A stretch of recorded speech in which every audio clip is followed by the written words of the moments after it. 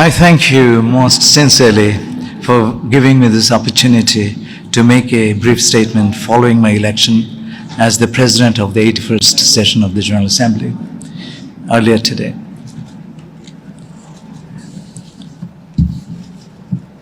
As you know, the elections have taken place and I was declared winner, and I've accepted the responsibilities with humility and respect.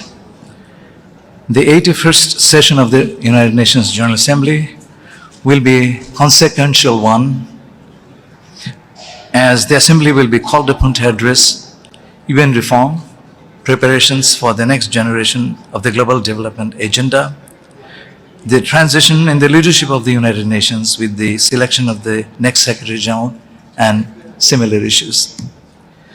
These will unfold alongside urgent global challenges already before us, including climate change, geopolitical tensions, energy insecurity, and widening development divides.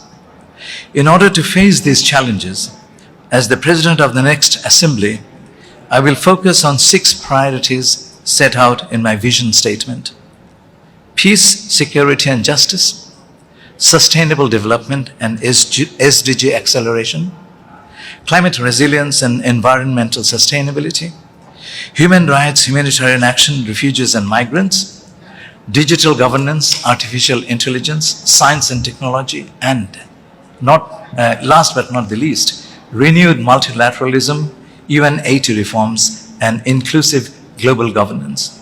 Following my election, I told the General Assembly that I will dedicate myself to rebuilding trust, nurturing consensus, opening space for good faith negotiations that will lead to outcomes for all that are owned by all.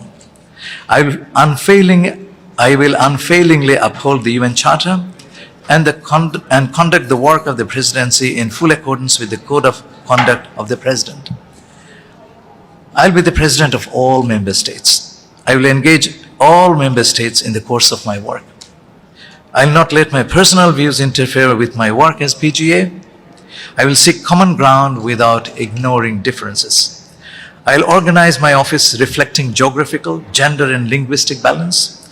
Creating a group within the office of the President to specifically serve the needs of the small delegations will be one of my early priorities. I will also hold consultations with the Secretary General on the organization and resources for the Office of the President of the General Assembly. I called upon all Member States today to contribute to the PGA Trust Fund to help carry out the work of the Office of the President more effectively. I will work with them to ensure adequate long-term funding for a robust internship program. And as the UNGA President, I will dedicate myself to rebuilding trust and nurturing consensus, as I said. Finally, I don't consider the work of the President as a one-off event, but as a continuum. Therefore, I will carry forward the important initiatives under the current and previous UNGA presidents. A principal way to advance public trust in our organization is to tell our success stories to the peoples of the United Nations. The UN Press Corps is the best vehicle to accomplish this task. To this end, I intend to work closely with you, and this is my commitment. My doors will be open, and I'll reach out to you. I will set up an effective communication team which will remain in constant contact with you throughout my presidency. I once again thank you for the opportunity to address you. Thank you very much.